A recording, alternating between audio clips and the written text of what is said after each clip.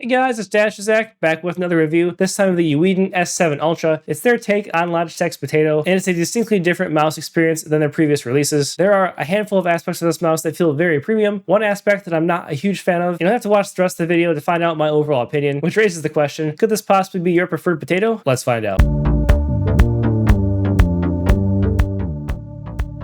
Here we have it, the Eweadn S7 Ultra. Definitively not a GPX clone, but a very GPX adjacent competitor of a mouse here. Eweadn has a very solid track record. The one thing that I don't absolutely love about their mice is the RM100M selection of switches. They do also do KO white blades sometimes. I will say their implementation of them is always pretty solid. They're never bad by any means. I do enjoy the clicks on these for what it's worth. The switch itself is just not my favorite, but their mice are overall relatively high quality in my testing. Real quick, let's jump to look at the versions and specs of the mouse. There's a base version all the way up through Ultra, and even the Ultra only retails at $75, but is currently on sale for $55, and that's not an abnormal price. They have very cool sort of like, I guess, trimmings on the mouse, reminiscent of the mchose K7 Ultra, with the white silver here, the pink and silver, and then the black and gold, which I chose as my favorite colorway. As far as the different versions go, I have no experience with the FR2012A MCU. I can't speak to it, so I'd probably look to at least the Pro here. I've also never used the Huano 120Ms, but I would be intrigued to see a weight-modded S7 Pro because it has an 800 mAh battery and already only weighs 55 grams at most. So you could probably get that down to like the mid 40s with a 3395, the PAR 2862, 8K wireless polling, and the same good coding. So that would be a very interesting prospect. The difference between the Max and the Ultra is just the 3950 Ultra sensor and 1 gram of weight. Not a big difference. You also do get the 8K receiver included in the S7 Ultra. It appears to not come with the Pro or Max. So this 8000 Hertz is compatible, but not necessarily stock out of the box, which is why I went for the Ultra for testing, so I could look at the higher polling rates like I typically do. Honestly, there's no real slam dunk of which option to pick here. Feel free to check with me in the comments based on your needs. So in my opinion, there are two versions of Omron 100M implementations. There are spongy versions and there are what I would call crunchy versions. This is a crunchier implementation, meaning it is more, I guess, satisfying and crisp to the click, but it's still not my favorite experience. I do prefer this over something like actually the clicks on the mchose A7 V2 Ultra here, for example. There's an appropriate amount of pre and post travel, and the rebound is pretty consistent here, which is a sort of staple of the Switch itself, at least in my experience. Not a lot of side-to-side play here. A bit of extra post travel if you click there at the bottom, but still a decent feel for me with how I grip the mouse, and very heavy here if you click at the top of the button. Overall, the clicks are fine. Again, not my favorite, but pretty well implemented and a better version of 100Ms in my opinion. The scroll wheel has the awesome gold trimming here and the nice textured rubber. The steps are defined. They're definitely on the lighter side, but not too light for me. And the click is very spammable. Does not require too much pressure to click in, so a very satisfying scroll wheel. I feel like overall scroll wheels, to my liking at least lately, have been improving pretty decently. I'm out of breath. I should probably talk slower. Coming to the side buttons, they are longer and skinnier, so I do wish they were taller, but as far as the actual implementation, I like that they're glossy. They rebound very nicely. They don't feel too cheap. They sink a little bit, like you can push them in so that you can feel the edge of the shell with the button, but they don't go too deep as far as the pre-travel goes. As far as the post-travel, rather, not a lot of pre-travel, so overall in use, pretty good. Could be a bit less post-travel. Side-to-side play is minimal compared to a lot of side buttons that I've seen. So overall, I like a lot of what the side buttons are doing here. I just wish they were a bit taller and maybe a little bit lower on the mouse, as they are also pretty high here, which in usage does require me to move my thumb up a little bit higher than I'm typically used to. Coming to the bottom of the mouse here, a slightly defining feature, the sensor is a little bit further forward than a standard GPX or the other GPX adjacent mice. They do have the thick, rounded black PTFE skates. These are on the average to slightly slower side, so they're not my favorite skates, but they are high quality. They're not as slow as I've seen in other Eweadn mice, so they're pretty solid. Nothing major to complain about. They'll probably satisfy a majority of people, but if you want dots, there's large surfaces here where the large pad skates are to apply them how you see fit. There's also a DPI button. The mouse is tri-mode, and I will obviously remove this gate to check out the weight without it. Coating on the mouse is very grippy, very rubberized, sort of akin to the mchose K7 Ultra. It's very good. As you can see, it does leave fingerprints on the black version. Perhaps in retrospect, I should have gone with the white, but I do really love the gold-black aesthetic on this mouse. The coating is quite good here, at least an 8.5, if not better, out of 10. I don't think many people will complain about it unless they don't enjoy the fingerprints. And then the build integrity, there is zero side flex on this mouse. When it comes to the bottom, a bit there by the sensor, as you would expect, but no real build integrity issues to write home about, which is standard for the mice. Feeling around, maybe a little bit of flex here toward the front of the mouse here. So I guess if you're gripping further forward with a death grip, which I don't know if it would really take a lot of pressure to cause that flex, it is there, but I can't imagine it would bother many people. One more thing to note, if you do grip right at the bottom edge here, there is this like slight little lip between the base and the normal sidewall of the mouse. You can feel that with your thumb, so just something that you should probably be aware of. So overall, implementation of this mouse is pretty solid. Again, wish the side buttons were a bit taller. I wish the switches were a little bit different, but they are pretty well implemented. I do like the scroll wheel, love the coating, skates are passable, and overall, no major complaints and not quite a home run. Trying to add a little bit more nuance to my discussion of the shapes of these GPX clone as the de facto GPX clone guy. Don't sue me. There is a slight difference in the shape. As you can see here, almost from the top view, harkens a little bit to the Cyrox V6 HEX Ultra shape. There's a bit more taper. The sides are not quite as flat. There's no indent thumb groove that some of the other clones have that I've talked about here. However, it is narrower by a millimeter plus in the center of the mouse at the narrowest point, which actually does make a difference in how it feels in hand. Definitively less potato in shape, while still retaining roughly the same back flare, same hump height, and just general overall feel very similar to a G Pro X Superlight. And that's about it for the shape nuances. Naturally, these days we can't talk about performance without talking about the dongle, which as I grab here, you can see they've updated with their logo and a larger dongle, which I think has yielded positive returns. It's interesting because when you unbox the mouse, there is a micro dongle that will fit here that it's paired to. Do not plug that in if you want to use the larger 8K dongle. The micro dongle is 1K. Unplug that and pair to this and you'll be in business. But anyway, overall in game, I found no issues with this mouse, and I was very curious to see if there were any positive returns from their switch of dongle. So let's check that out now. As you can see here with another dongle plugged in, it was pretty good. A majority of pulls within the 0.5 to 1 millisecond range, hovering around the 0.5 millisecond for the 2K pulling rate that I was testing on. There were some blips here. It's not perfect by any means, and a couple off digital pulls higher up, but generally I'm not too mad at this, although it's not perfect. However, when we move to no dongle interference, the graph here actually looks a lot cleaner. We have an even stronger correlation around 0.5 milliseconds here, only a handful of pulls above 1 and none that are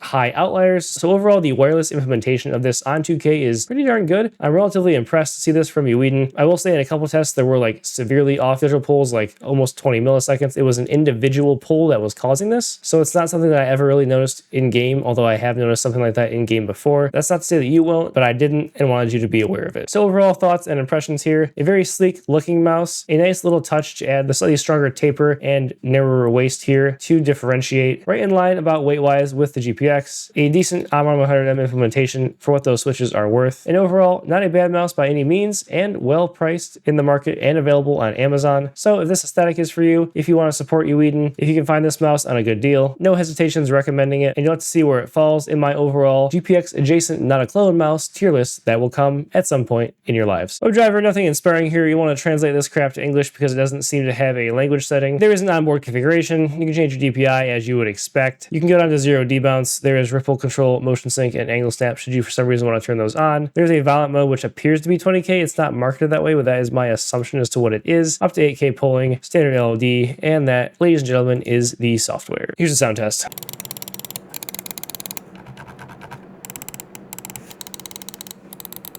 Apologies for how difficult it is to see the weight here, but we have a stock Eweadn S7 Ultra coming in at the advertised 58.9 grams. And if you remove the bottom door here, we come in at 58.6. That's about average for a mouse of this shape and size, plus or minus 1 or 2 grams, so nothing crazy here. Again, the 800 milliamp hour battery, a large potential to mod this down with a battery below 50 grams. Measurement wise, the narrowest point of the taper, as I discussed earlier, pretty small, 57.2 millimeters. Compared to this A7 V2 Ultra, for example, we come in at 58.7, 58.6, something around there, which is right about the same as the standard GPX. Our back flare is 62.4 millimeters, a bit smaller than the A7 V2 Ultra, as well as the A9 Ultimate that I have reviewed previously. We get hump height at 39.2 millimeters, slightly smaller than the clones, about the same as the GPX. Front grip width here, 60.9 millimeters, 61.6 on the A7 V2 Ultra. And we'll pull in the A9 Ultimate, I still have it here. Its front grip width, 61.4 millimeters. So that about wraps it up for my thoughts on the Eweadn S7 Ultra. It's definitely not my favorite mouse, and it's definitely not my least favorite mouse. I have no troubles recommending it, especially if you can find it at a good price. Aspects like the coding, aesthetics, and side buttons are very well implemented, and if you're handy enough to swap out the clicks, I think this could be a very good option for you. It's always a joy working with Eweadn. I never have a bad time on their mice, and of course, looking forward to what they have next. Please subscribe and like if you enjoyed the video. You can follow me on X at Dasterzack, check out the Mousecast podcast, as well as my peripheral Discord server, and with that, we'll flee you.